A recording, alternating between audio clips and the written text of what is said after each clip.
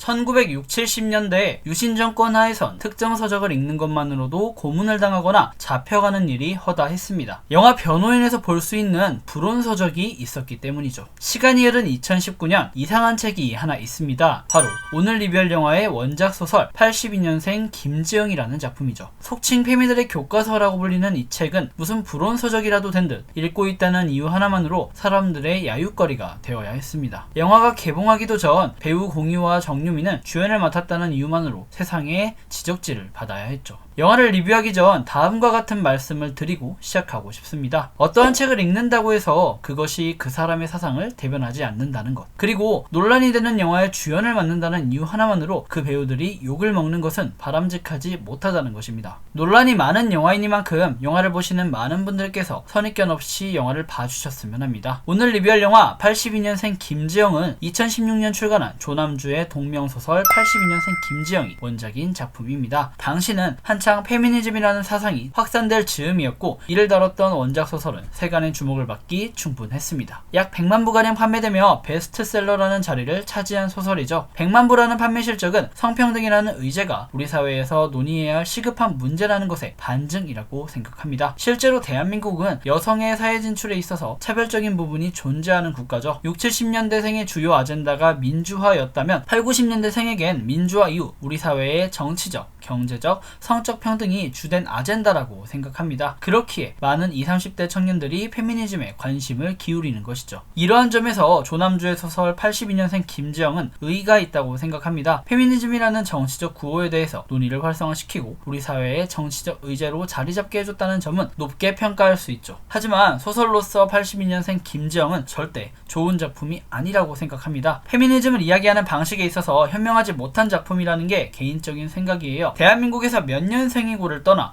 여성이라면 한 번쯤 겪었을 법한 이야기를 다루지만 지극히 여성의 입장에서 성차별을 이야기하며 대부분의 남성을 단순히 성차별의 가해자로 묘사하고 있다는 점이 이 작품의 가장 큰 문제라고 생각합니다. 페미니즘은 여성평등 운동이 아니라 성평등에 대한 이념이기 때문이죠. 소설 82년생 김지영이 진정한 페미니즘을 이야기하는 좋은 소설이 되고자 했다면 남성이 행하는 여성차별에 대한 내용보다 그러한 차별을 가능케 했던 사회 구조적 시스템에 대한 비판이 우선되어야 했습니다. 우리나라의 성불평등 문제는 남성에 의한 여성차별이 문제인 게 아니라 남성으로 하여금 그러한 차별을 이끌어냈던 사회 시스템에 있기 때문이죠. 반대의 경우도 마찬가지입니다. 아무래도 논란이 많이 되는 작품이니만큼 서론이 길었네요. 잠시 스토리를 소개하고 리뷰를 해보도록 하죠. 제 리뷰에는 스포일러가 포함되어 있습니다. 더불어 저는 철저히 개인적인 입장에서 리뷰를 하고 있습니다. 감상에 주의하시길 바랍니다. 영화 82년생 김지영의 스토리는 원작 소설과 크게 다를 바가 없습니다. 거의 대부분에 있어서 원작 소설의 흐름과 내용을 따라가고 있기 때문이죠. 그렇기에 개괄적인 흐름을 이야기하도록 하겠습니다. 1982년 4월 1일에 태어난 김지영은 어릴 적부터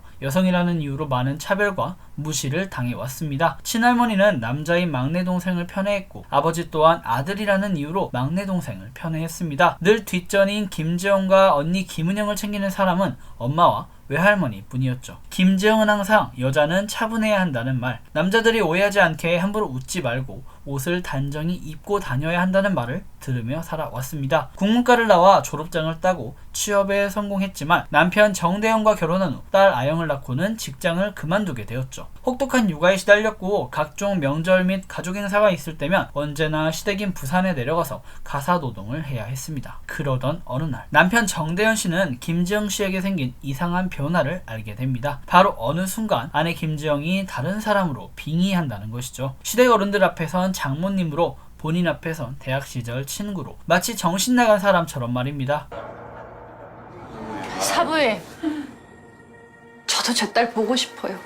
저 지금 뭐랄까노? 과연 김지영 씨는 왜 이러는 걸까요? 무엇이 김지영 씨를 이렇게 만든 것일까요? 영화 82년생 김지영 리뷰입니다. 영화를 보기 전 가장 우려가 되었던 부분은 앞서 설명드렸듯 소설에서 지적받았던 문제점을 어떻게 해결할 것인가입니다. 아쉽게도 영화는 문제를 해결하지 못했습니다. 소설과 같이 영화는 여성에 대한 무수한 차별들을 열거합니다. 영화를 보면서 비록 저는 남성이지만 여성이라면 정말 억울하겠다 싶은 상황들이 다수 등장했고 심지어 이를 묘사하는 배우 정유미의 연기가 너무나 훌륭해서 영화 속 김지영의 심리와 상황에 공감이 되며 우울한 감정을 느낄 수 있었습니다. 하지만 영화를 보면서 드는 생각은 여성을 차별하는 사회에 대한 분노가 아니라 극중 등장하는 남성들에 대한 분노였습니다. 소설이 그러했듯 영화도 마찬가지로 페미니즘이라는 이야기를 하고 있는 듯 하지만 결국 드러나는 것은 여성을 차별하는 남성들에 대한 혐오, 남녀 대결 구도의 조장이었죠. 극중 등장하는 남성들은 대연과 몇몇을 제외하면 하나같이 여성 혐오자들 뿐입니다. 같은 회사 여직원들의 화장실 몰카를 돌려보고 5, 60년대에나 나올 법한 여성 차별적 발언들을 서슴지 않고 해대는 남성들. 상식적으로 이해하기 힘든 발언까지 하죠. 김지영이 바로 앞에 있음에도 불구하고 맘충이라는 단어를 사용하는 장면은 이해하기 힘들었습니다. 물론 그만큼 우리 사회에 여성에 대한 혐오가 가득하다는 것을 표현하기 위한 의도인 것은 알겠으나 이런 점을 말하기 위해서 억지로 과장한 듯한 느낌은 감출 수 없었습니다. 이런 장면들을 통해 느낄 수 있었던 것은 단순히 남성에 대한 혐오일 뿐입니다. 진정한 성평등의 가치를 논의하고 싶었더라면 보다 근본적인 문제를 다뤘어야 한다고 생각합니다. 마치 현재 대한민국의 성불평등의 원인이 남성들에게 있느냐, 계몽적인 모습을 띠며 처음부터 끝까지 남성을 가해자로 만들었던 부분이 이 작품의 문제라고 생각합니다. 실제로 80년대 태어나지 않았지만 주변 사람들의 말을 들어보면 남성도 남성의 입장에서 성차별을 당했던 경험이 있습니다. 성차별이라는 것은 여성과 마찬가지로 남성의 입장에서도 진행되었다는 것. 그렇기에 진정한 페미니즘은 특정 성의 권익 보장이 아니라 양성의 평등으로 나아가야 함이 최종 목표라는 것을 소설과 영화는 망각한 것이죠. 이렇게 소설의 문제점을 해결하지 못하고 그대로 답습했다는 점이 내용적으로도 연출적으로도 정말 아쉽습니다. 이어 영화는 구성에 있어서도 성공하지 못한 작품이라고 생각합니다. 마찬가지로 이 또한 소설의 단점이었죠. 영화는 계속해서 김지영이라는 사람의 피해 사례를 보여줍니다. 김지영의 어린 시절부터 현재까지 무수한 차별이 있었고 그 피해 사실을 하나하나 열거해 나가는데 중반쯤 되면 지루해지기 시작합니다. 기승전결의 서사구조 없이 시작부터 끝까지 82년생 김지영의 아픔만을 반복적으로 드러내어 지루할 수밖에 없습니다. 드러내는 방식도 항상 일관적이에요. 심지어 소설을 읽은 사람에겐 소설 속 장면이 그대로 진행되기에 더욱더 지루할 수밖에 없죠. 각본에 있어서 충분히 각색과 보완을 통해서 서사구조를 넣을 수 있었을 것 같은데 왜 그러지 않았나 하는 의구심이 들었던 작품이었습니다. 반대로 지극히 남성적인 입장에서 바라보자면 많은 생각을 하도록 하는 작품이라는 점에서 의의를 찾을 수 있다고 생각합니다. 글로 구성된 소설은 상상에 의존하기에 생각할 수 없는 것들이 분명 존재합니다. 하지만 영상이라는 매체는 보다 더 현실성이 있죠. 영상을 통해서 김지영을 마주하면서 느껴지는 게 있었어요. 배우들의 표정과 실제 극중 상황을 통해서 남성으로서 무심코 지나쳤던 것들이 여성에겐 차별이 될 수도 있겠구나 하는 생각을 하게 만들었습니다. 알게 모르게 남성들의 무의식 속에 여성을 차별하는 지점이 있을 수 있다는 것을 깨닫게 해주는 작품이었어요. 주연을 맡은 두 배우에 대한 얘기를 하자면 사실 저도 걱정이 많았습니다. 좋아하는 배우들이었고 영화의 주연을 만든다는 소식에 깜짝 놀랐습니다. 논란이 많이 되는 작품이니만큼 힘든 결정이었을 텐데 공유와 정유미는 도가니와 부산행 등 그간 여러 작품에서 보여주었듯이 너무 좋은 연기를 보여주었습니다. 공유는 아내 앞에서 항상 조심하려 하지만 잘 모르기에 아내에게 상처 주는 남성이라는 역할을, 정유미는 사회생활의 단절로 인해서 주체성을 잃어가는 여성으로서의 면모를 정말 잘 살렸다고 생각해요. 영화의 작품성을 떠나 한 사람의 배우로서 영화 속 캐릭터에 걸맞은 연기를 보여주었다고 생각합니다. 이 시대를 살아가는 20대의 청년으로서 저 또한 성평등 문제에 관심이 많습니다. 사람은 누구나 존엄성이 있고 그 어떠한 요소로도 인간은 차별받아서는 안 되죠. 그리고 성과 같이 선천적으로 타고난 것에 대해서 차별하는 것은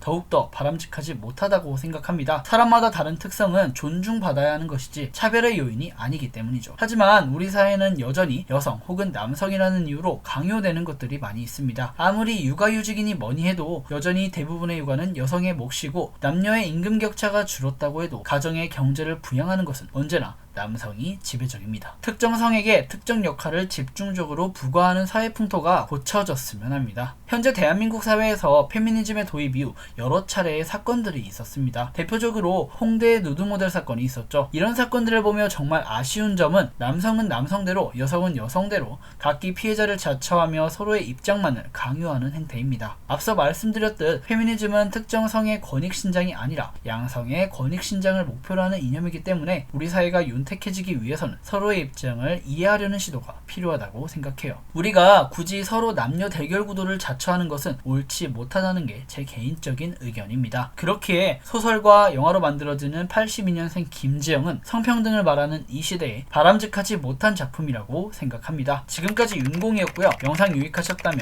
구독과 좋아요, 알람 설정 부탁드립니다. 그리고 영화에 대한 여러분들의 생각을 댓글로 달아주시면 감사하겠습니다.